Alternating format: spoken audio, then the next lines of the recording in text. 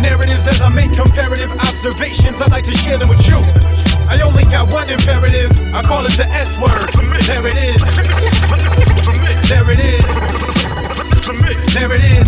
If your Bible is open to Ruth 1, then point it out with your thumb and show someone. There it is. Back when judges were running it, famine hit the land, and her husband and fam leave for sustenance. They moved from Judah to Moab. Soon the two have no dad. The sons of the mother, formerly known as Naomi. The three had to grieve without their homies. The sons find more by wives, so they ain't lonely then only. 10 years later, the sons died. Just wives left widows with no men to provide now.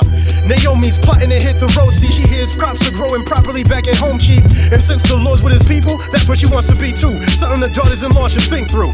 She's telling them, go back to your mothers, but Ruth won't be persuaded to leave like the other one. She pledged a connection of great depth. May God kill me if we're separated by anything but death.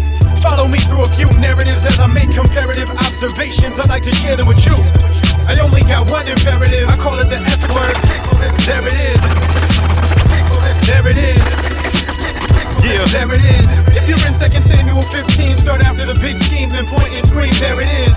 King David is leaving, his son's been deceiving and stealing the hearts of men in the kingdom. So in effort to keep the peace, him and his people are fleeing, including some foreigners from the region. But a certain man in particular causes David a big concern and got him wondering what he's dipping for. Asking, you sure you want to roll when we don't know where we're going and you have been exiled from your home? Then, at that moment he spoke up, saying, as long as God lives, I'm rolling with you for show, bruh. Yeah, I paraphrase the quote, but please keep your focus. In light of the verse prior, you know this much? When I started making comparisons, what I saw was embarrassing. This kind of commitment is really rare, my friend. So think about it for a minute while I'm spitting the hook, bruh. I still got another story to look up. Follow me through a few narratives as I make comparative observations. I'd like to share them with you.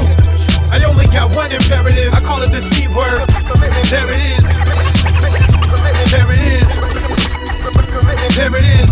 If you open to 2 Kings 2 of the English and Hebrew, then show the people, there it is. Elijah's about to be taken up, and Elisha, his disciples, committed not to forsake him. But Elijah suggesting he stay because he's got a journey ahead of him. But Elisha is not persuaded much.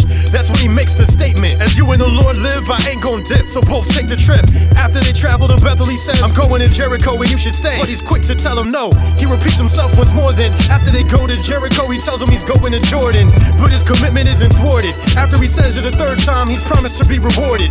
For our purposes, here's where it ends. But when is the last time you've seen his commitment outside of marriages? It's just something for us to wrestle with. Take it with grace and may it change you into a better vessel, kid. Follow me through a few narratives as I make comparative observations. I'd like to share them with you.